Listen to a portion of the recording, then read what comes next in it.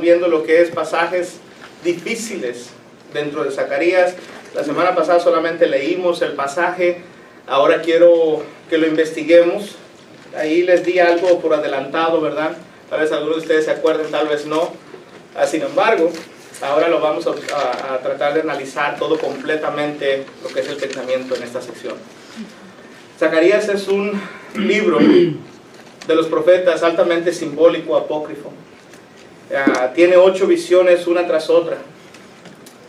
Y dentro de estas 8 visiones y dentro de la manifestación del 9 al 14, el mundo religioso, por no entender el libro en su armonía, por no entender el tiempo, por no apreciar el contexto, falla en interpretar lo que este libro tiene. Y sí, hay muchas contradicciones que el mundo quiere decir que hay en este libro. Sin embargo, ese no es el caso. Es nomás armonizarlo. Okay, so vamos a leer este pasaje que está en la pantalla. Este es la sección, y ahorita lo vamos a ver, si no me equivoco es el capítulo 11, versículos 12 y 13. Pero ahorita alguien que le dé lectura y de esa manera, ¿verdad?, podemos entrar a lo que es, ya sea en la pantalla o ya sea en sus Biblias. Y les dije, si os parece bien, dadme mi salario, y si no, dejadlo. Y pasaron por mi salario 30 piezas de plata. Y le dijo Jehová, échalo al tesoro, hermoso precio con que me han apreciado. Y tomé las 30 piezas de plata y las eché en la casa de Jehová al tesoro. Gracias. Y disculpen, no es capítulo 11, creo que es el capítulo 9, si no me equivoco. Déjenme, mejor les confirmo. Es 11 y 12. ¿Es 11, 12? Sí. ¿De capítulo 9? No, es el capítulo 9, versículo 12. Por eso, el capítulo 9, versículo 11 y 12. No. No, es el 11. Capítulo 11, versículo 12. 12, ok.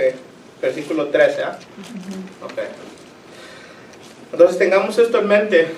Cuando leemos esta escritura, cuando leemos esta profecía, por decirlo así, podríamos obtener una gran lección aquí, ¿verdad? Nos habla de qué está hablando esta profecía. Ok. ¿Y quién más? ¿De Judas?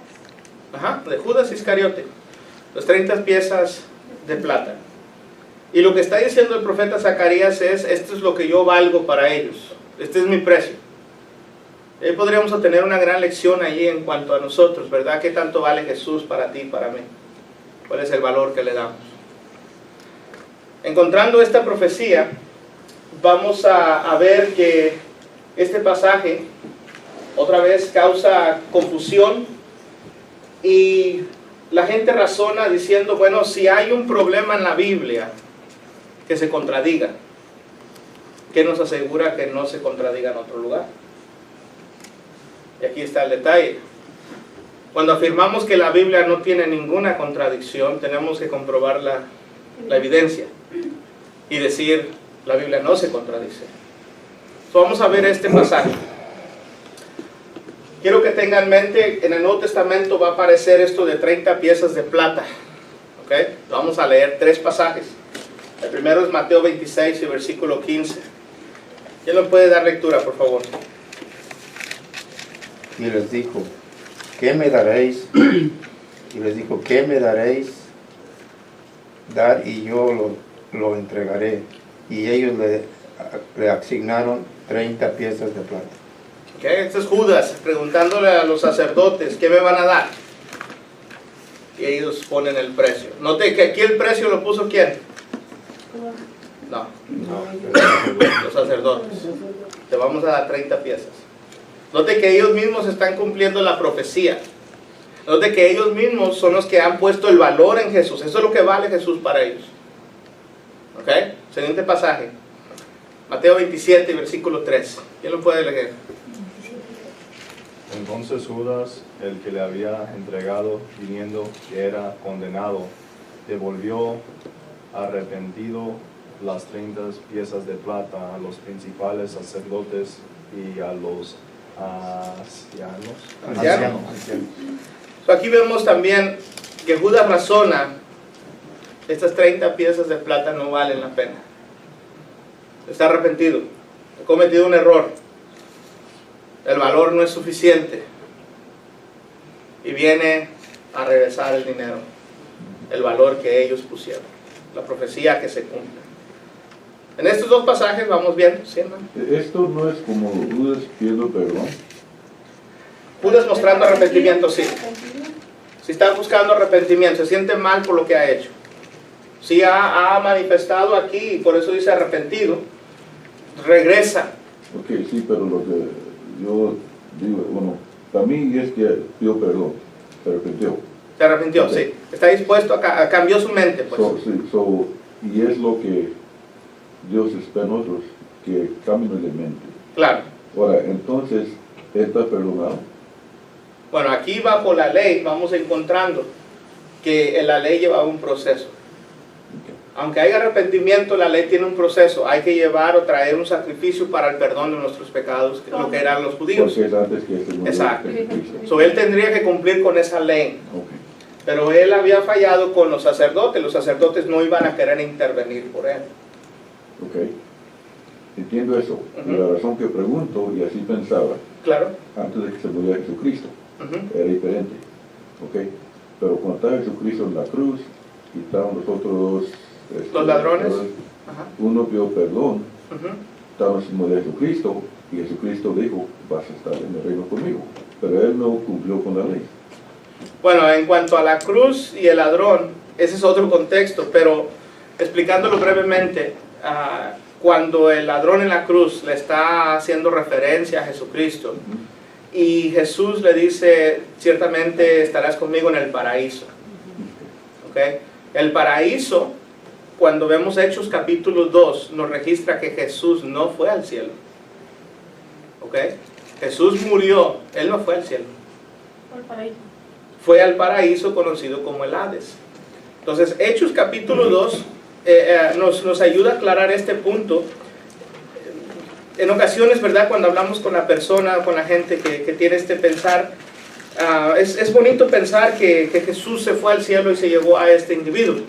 Pero en Hechos capítulos 2, cuando Pedro está predicando el día de Pentecostés, encontramos la sección cuando nos habla, ¿verdad?, de que su alma no fue dejada en el Hades. Entonces, vemos aquí, y lo vamos a ver desde el versículo 22, podríamos leer, sin embargo, la sección que queremos leer es el versículo 29 en adelante. ¿Hechos qué dijo, hermano? Hechos capítulo 2, todo esto registra desde el 27, cuando se está haciendo referencia a lo que David dijo, y esta profecía viene a Jesús. ¿Okay? Entonces, note lo que dice, por eso decía desde el versículo 22, porque es todo el contexto, pero dice el 25, porque David dice de él, ¿de quién? De Jesús, ¿verdad? Dice, veía al Señor siempre delante de mí, porque está a mi diestra, no seré conmovido. Por lo cual mi corazón se alegró y se gozó mi lengua, y aún mi carne descansará en esperanza. Note el 27, porque no dejarás mi alma en el Hades, ni permitirás que tu santo vea corrupción. Me hiciste conocer los caminos de la vida, me llenarás de gozo con tu presencia. Ahora note hasta el versículo 31. Dice el 29, varones hermanos, se os puede decir libremente el patriarca David, que murió y fue sepultado, y su sepulcro está con nosotros hasta el día de hoy. Pero siendo profeta, y sabiendo que el juramento Dios le había jurado de su descendencia en cuanto a la carne, levantaría al Cristo para que se sentase en su trono. Note el versículo 31. Viéndolo antes, habló de la resurrección de Cristo, que su alma no fue dejada en el Hades, ni su carne, dice, vio corrupción. A este Jesús Dios resucitó Dios, de lo cual todos nosotros somos testigos. Cuando Jesús murió, Jesús fue al Hades, y de allí resucitó. Encontramos la sección, incluso cuando vemos más adelante, después de su resurrección, María viene a él y se acerca a esta María hacia él y le dice, Jesús, no me toques, aún no he ido al Padre, después de la resurrección. Confirmando todo esto, Jesús no había ascendido, por consiguiente el ladrón en la cruz nunca fue al cielo, fue al paraíso. Y el paraíso está compuesto del seno de Abraham y del lugar de tormento. Ahora, Jesús tenía la capacidad de otorgarle el paraíso a este individuo dependiendo de lo que ha dicho y lo que manifestó, ¿verdad? Se cree que este ladrón tenía conocimiento de Jesús. Sí tenía, porque cuando él empieza a hablar de Jesús, le deja saber, Señor, si no me equivoco, bueno, vamos a Lucas. Conocimiento es lo mismo nomás saber quién es. El conocimiento es saber quién es, sí. Okay. No que tenía fe en él, en el sentido que lo había obedecido, pero el contexto nos deja o nos narra que Jesús, que este ladrón en la cruz tenía el pleno conocimiento de quién era Jesús. Había escuchado de él, y tal vez en un punto, aquí es donde no queda muy claro, pero tal vez en un punto él llegó y observó quién era Jesús a tal grado que tal vez haya habido una obediencia hacia él. Ahora, esto no es algo que se puede comprobar, pero la misma escritura con el contexto nos deja saber de la situación y de cómo dentro de la crucifixión de Jesús, Jesús va y explica estas manifestaciones a través de la cruz. Teniendo esto en mente, llegamos a observar, ¿verdad?, en cuanto a lo que viene siendo esta entrega, esta crucifixión, y sobre todo este individuo llamado el ladrón en la cruz, que es muy conocido, ¿verdad? Capítulo 23, perdón, está, de Lucas.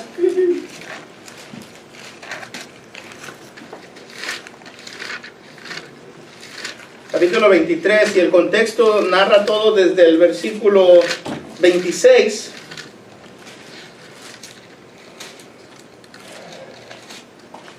Pero no lo vamos a leer desde allí porque no tenemos el tiempo. Dice el versículo 39: y uno de los malhechores que estaban colgados le injuraba, diciendo: si tú eres el Cristo, sálvate a ti mismo y a nosotros. Este es el otro individuo que quiere nomás librarse de la condenación que le espera. Sin embargo, el otro, el que estamos ahorita considerando, le responde estas cosas: ni aún temes tú a Dios. Quiere decir que él tiene temor de Dios. Estando en la misma condenación, nosotros a la verdad justamente padecemos. Está aceptando su culpabilidad. ¿Okay? Porque recibimos lo merecido de nuestros hechos, mas este ningún mal hizo. Está aceptando la inocencia de Jesús. Y dijo a Jesús: acuérdate de mí cuando vengas en tu reino. Entonces Jesús le dijo: de cierto te digo que hoy estarás conmigo en el paraíso. Note que le dijo él: acuérdate de mí cuando tú regreses. Jesús no le dijo: sí, me voy a acordar de ti. Le dijo: estarás conmigo en el paraíso. Entonces, otra vez, vamos hablando de lo que viene siendo el Hades. Vamos hablando de lo que es el lugar, aquel conocido como el seno de Abraham o el lugar de tormento.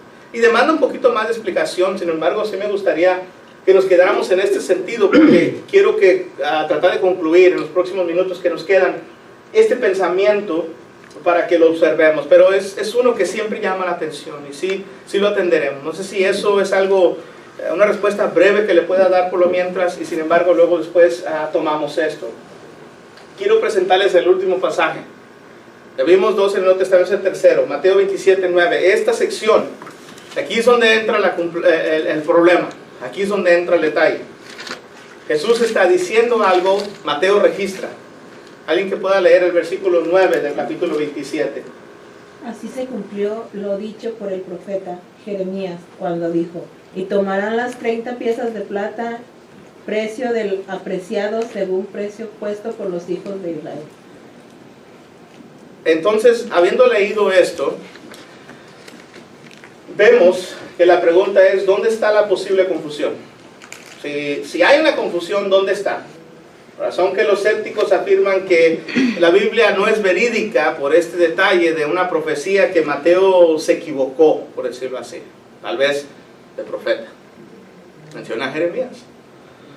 Entonces, si esta es una equivocación que Mateo causó, ahí es donde viene la pregunta: ¿qué nos asegura que no haya otra equivocación dentro de la Escritura? Ahora, les hago esto o esta pregunta porque quiero que tengamos en mente. Sin embargo, antes de avanzar, tenemos que recordar lo que Pedro nos dijo en su primera epístola, o en su segunda epístola, perdón, vemos en el capítulo 1, versículo 19, en una versión más simplificada, alguien que nos la pueda leer, por favor.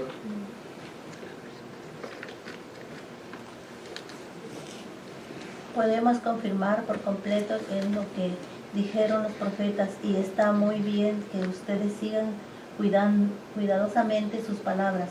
Sus profecías son como una lámpara que alumbra en la oscuridad hasta que llegue el amanecer, en el que Cristo, como la estrella de la mañana, les traerá nueva luz al corazón. La Reina Valera dice que tenemos la profecía más segura que hemos tenido. Esto es la Escritura. La Biblia, palabra de Dios para todos, nos deja saber que los profetas que dijeron, dice, esto es correcto, exacto como está. Ningún profeta se ha equivocado. Entonces, recuerde esto cuando usted esté escudriñando las Escrituras. No hay un error. Hay una posible interpretación errónea de tal persona que no está tratando de dejar que la Escritura le explique de lo que se está refiriendo. Entonces, la gente que no tiene el conocimiento, la gente que no estudia, la gente que no es dedicada, va a solamente leer y va a llegar a una conclusión errónea, decir, aquí está el error. Es triste cuando a esa persona se le muestra la evidencia y ahora la persona tiene que razonar que habló sin conocimiento, sin estudio. Y digo triste porque es humillante para la persona ahora, ¿verdad? Reconocer, bueno, yo fallé realmente, nomás lo leí y pensé que así era. No, así no es, la Escritura se explica. ¿La puedo leer, hermano? En la que usted dice. ¿Sí? ¿Qué quiere? Dice, podemos confiar por completo en lo que dijeron los profetas y está muy bien que ustedes sigan cuidadosamente sus palabras. Sus profecías son como una lámpara que alumbra en la oscuridad hasta que llegue el amanecer, en el que Cristo, como la estrella de la mañana, les traerá nueva luz al corazón. Ok, so recuerden, tenemos la profecía más segura. Lo que los profetas dijeron, eso es cierto. Entonces no hay ninguna contradicción, ni ninguna profecía que no se haya cumplido de Jesús. Pero aún tenemos el detalle, ¿cómo vamos a armonizar lo que dijo Zacarías y lo que registra Mateo según Jeremías? ¿Cómo lo vamos a armonizar? ¿Cómo vamos a traer una unidad en este pensamiento? La respuesta nos la da un comentarista live. Y le voy a decir por qué. Trae a luz algo de evidencia de cómo se usaba el Antiguo Testamento o la división del Antiguo Testamento. El Antiguo Testamento se dividía en 3 divisiones, la más antigua división que había. La primera división se conoce como la ley, y esto registra la ley en sí y otros libros más. La segunda división encontramos que se registra como los salmos, y los salmos contienen aún los salmos, los libros de poesía, y algunos otros libros más. Los últimos, o la última sección, la última división iniciaba con Jeremías. Y esta división contiene Jeremías en adelante. Eso quiere decir los profetas. Inicia con Jeremías. Entonces, cuando vemos esto, era un poco común, o mejor dicho, era común que se hiciera referencia a los profetas solamente refiriéndose a Jeremías, cuando se usaba la división del Antiguo Testamento. Tenga esto en mente, esto es en hebreo, cuando se usaba, y quiero hacer hincapié en esto porque vamos a ver algo más adelante. Entonces, cuando Mateo dice que Jeremías fue el profeta, es porque ellos entienden que dentro de la sección de Jeremías está la profecía de los profetas que está haciendo referencia a esto. Y aquí es donde tenemos que entender. Mateo, en su escritura, sus 28 capítulos están hacia una audiencia. Y esta audiencia que Mateo está escribiendo es a judío. Judío nacido, judío que conoce y está manifestando las profecías que se cumplieron de lo que es el idioma hebreo, para poder presentarle a los judíos que desde antiguo tiempo, ese Mesías que se profetizó, es el Jesús que ahora están viendo. Entonces él hace referencia a las profecías, y él hace referencia a una audiencia judía. Por eso es de armonizar o de llegar a concluir y pensar que cuando Mateo registra que Jeremías se cumplió esta profecía, es porque está haciendo referencia a esa sección. ¿Ok? Ahora, ¿qué de este pasaje? Alguien que lo pueda leer. ¿Qué de Lucas 4:17? Porque alguien va a decir, bueno, sí, hermano Rogelio, usted está explicando lo que dice Mateo, pero ¿qué de Lucas 4:17? Note lo que dice. Y se le dio el libro de las profecías de Isaías. El profeta Isaías. Habiendo abierto el libro, halló el lugar donde estaba escrito.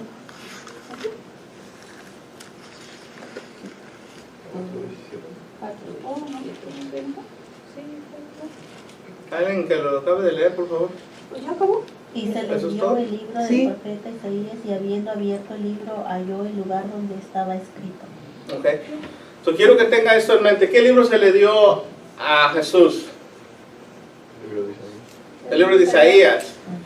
Y alguien va a decir, a ver, hermano, bueno, acabas de decir que Mateo hizo referencia que de Jeremías estaban todos los profetas. ¿Por qué Isaías está dividido? Aquí viene la respuesta, simple. Lucas está escribiendo a los gentiles. Y como está escribiendo a los gentiles, está haciendo referencia a la Septuaginta, a la versión griega. La versión griega sí estaba dividida. La versión griega sí tenía sus secciones. Entonces, cuando hacemos esto, el profeta Isaías, aunque es mencionado aquí como un rollo o como un libro, a lo cual Jesús tomó y llegó a esa sección y lee, era porque está usando lo que se usaba en las sinagogas, y en las sinagogas se usaba el idioma griego koiné, el griego común. ¿Okay? So, tenga esto en mente. Cuando Mateo hace referencia a Jeremías, en Mateo 27, versículo 9, es a través de la versión hebrea, antigua. Cuando Lucas hace referencia a Lucas 4:17 de Jesús, está haciendo referencia a la Septuaginta. No hay ningún problema aquí, está usando diferente versión. Si usted y yo hiciéramos referencia a la Reina Valera y luego alguien más hace referencia a la Nueva Traducción Viviente o alguna otra versión, no hay un problema. Es solamente otra versión. Y eso es lo que encontramos en esta sección.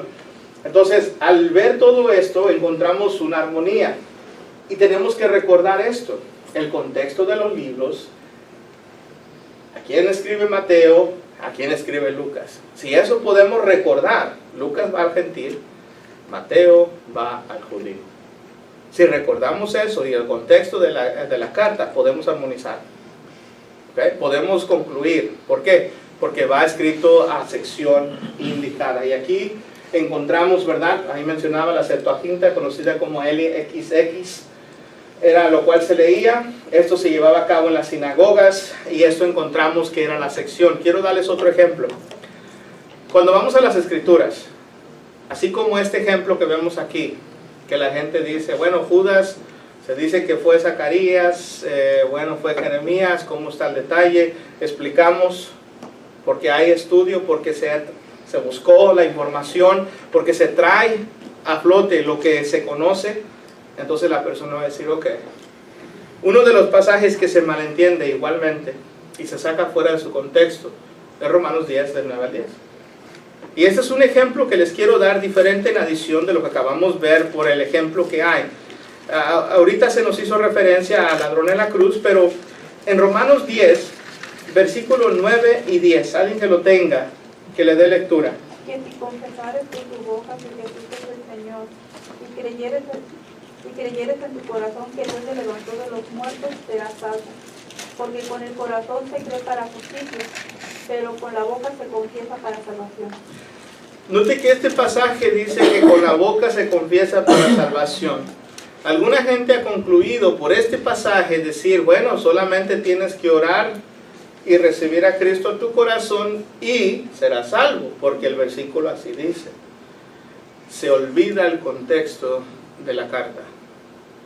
Romanos capítulo 1 y versículo en 1 en adelante va esta carta hacia los cristianos que están en Roma.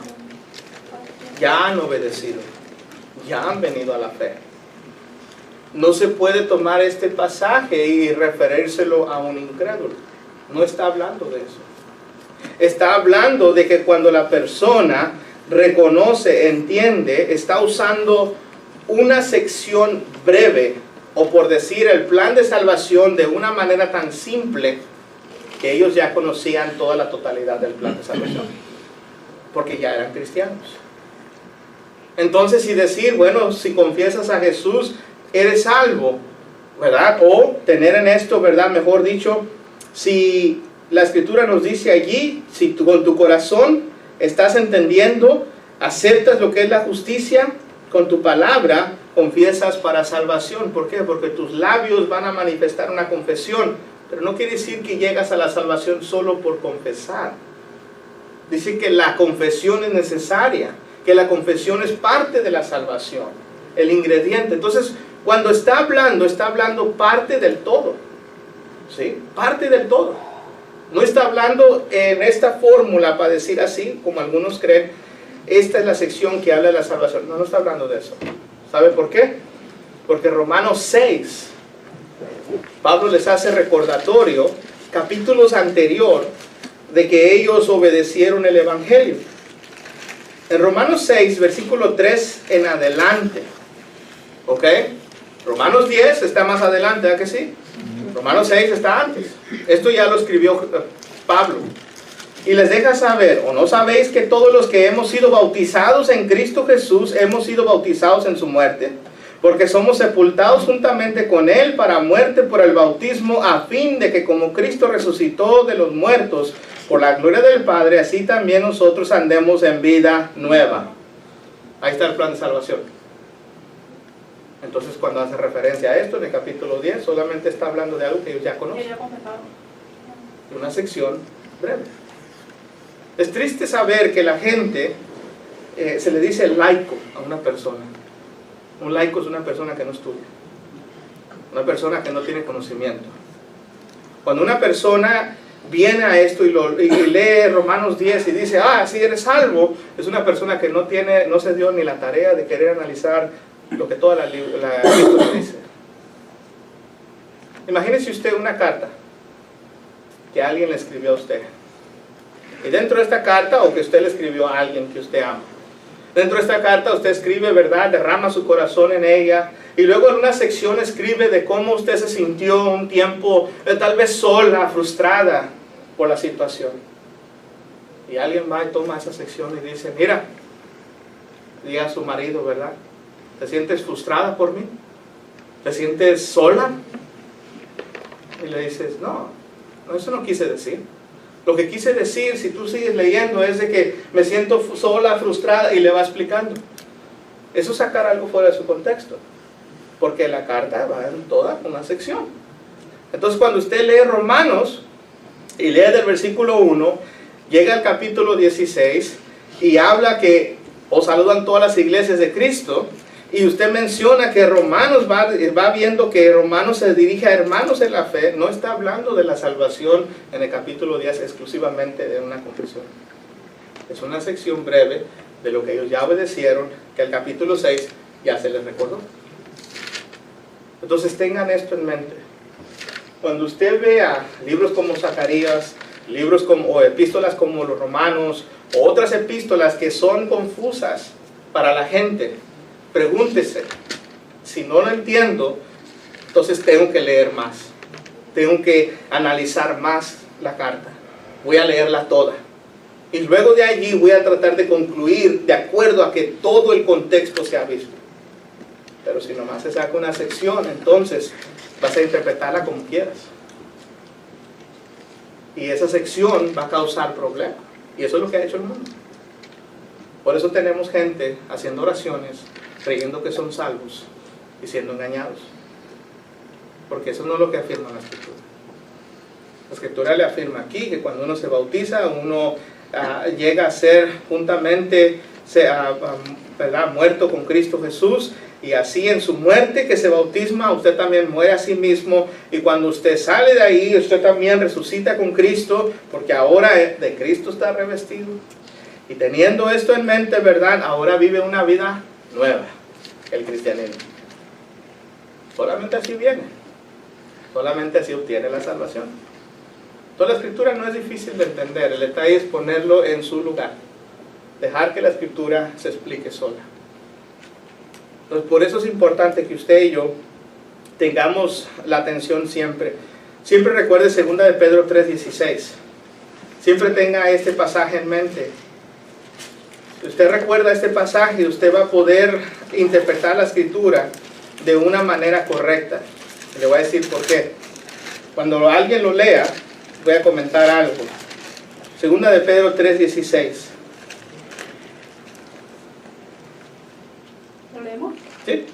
Dice, casi en todas las epístolas he hablado de ellas, de estas cosas, entre las cuales hay algunas difíciles de entender, las cuales los indotas e inconstantes tuercen, como también las otras escrituras para sus propios perdición. Entonces, indoctos, otra manera de expresar una persona que no tiene el conocimiento, un indocto. Y esta persona que es un indocto, o esta persona que no es constante en el pensamiento, que dice, no, sí es así, pero acá es diferente. Una persona que no es constante va a interpretar la escritura como quiera, y por eso dice la tuerce, la cambia, porque no es constante en su pensamiento. De una manera interpreta acá y luego llega otro e interpreta diferente y se contradicen esos dos pensamientos. Entonces por eso hay posibles contradicciones, porque el hombre mismo contradice la escritura, no porque la escritura se contradiga. Solo cuando usted tenga 2 de Pedro 3:17 y usted esté investigando un tema o una sección, usted recuerde, esto tal vez necesita más estudio. Eso tal vez necesita que yo pase más tiempo en esta sección. Esto tal vez no lo voy a entender ahorita y no lo entiendo, necesito leerlo más, necesito preguntar, necesito investigar, necesito narrar más, quiero ver otros libros, quiero ver comentarios, quiero ver. Cuando usted tenga esa mente de abrir y querer saber, usted va a conocer entonces lo que dice la escritura. Amén. Pero si nomás se lee y dice, bueno, así dice, y pues así lo creo yo, como dice ahí. Sí, pero la armonía, tenemos que entenderlo, si lo que está diciendo realmente está diciendo eso. Y cuando usted mira el contexto, como ejemplo Romanos 10, 9 al 10, usted se va a dar cuenta. Si dice que la confesión te lleva a la salvación, pero la confesión es parte del todo.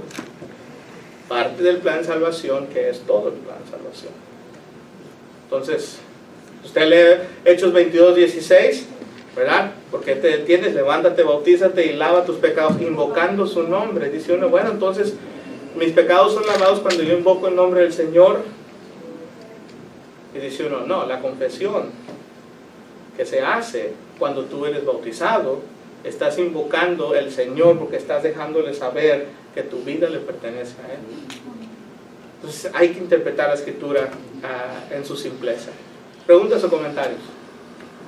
Otro ejemplo, Juan 3:16. ¿Ok? No dice nada del bautismo. Pero luego el 23, Juan 3:23, enseña que Juan está bautizando. Ahora, la pregunta es ¿por qué? Y eso es lo mismo. Exacto. El contexto lo deja saber. Desde el versículo 1 en adelante usted va a encontrar que Nicodemo quiere saber cómo llegar a entrar al reino de los cielos. Le dice, al menos que no nacieres del agua y del Espíritu. Ahí está el bautismo. Luego va y le comenta algo muy interesante. Juan 3:16 es un pasaje que es tan maravilloso y mal entendido de igual manera. ¿Por qué? Porque habla de parte del todo. Cuando dice crea en Él. Eso es parte del todo, el creer. Sí, el creer, porque crees, obedeces. ¿Sí? Entonces cuando uno cree, uno ha obedecido lo que Dios ha manifestado. Y si te ha pedido ser bautizado para el perdón de tus pecados y llegar a la salvación, entonces has creído. Por eso es de que obtienes la vida eterna. Entonces cuando mira usted Juan 3:16, esto es lo que le presenta, y por eso dice en Juan 3:23, ¿verdad? Juan bautizaba en el río Jordán porque había mucha agua. Entonces tenga eso en mente. La escritura solita se explica. Manténgalo en su contexto. El Hades, ¿qué es el Hades y para qué sirve el Hades? El Hades.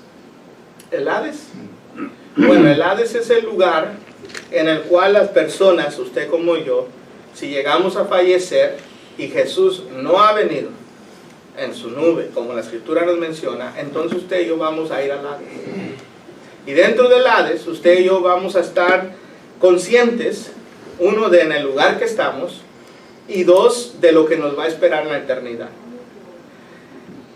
Podríamos decir que es el antesala del cielo. Como la espera, ¿no?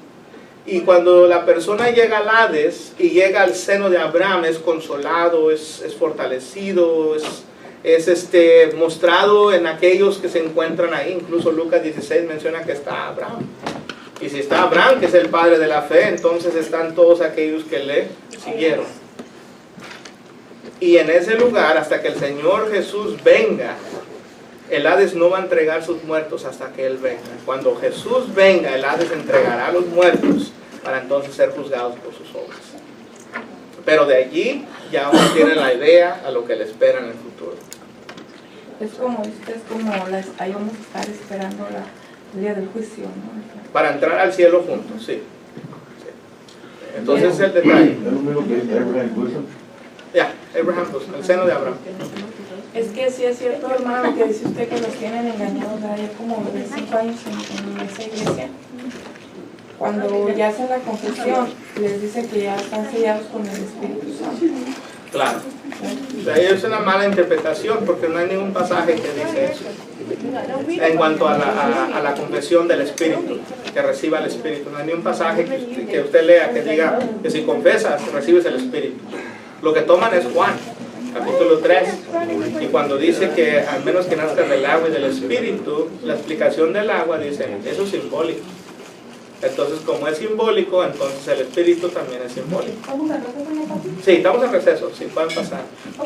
Entonces, hay mucha explicación que demanda, hay mucho que se puede decir en toda la posible confusión que hay, pero queremos siempre mantenerlo en su armonía.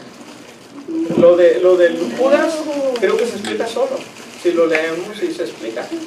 Vemos cómo se menciona de Jeremías, encontramos las divisiones. Dice, ok, la audiencia tiene la epístola fue escrita a cierta gente para convencerlos de quién es Jesús. Y con eso entendemos entonces el por qué dice lo que dice.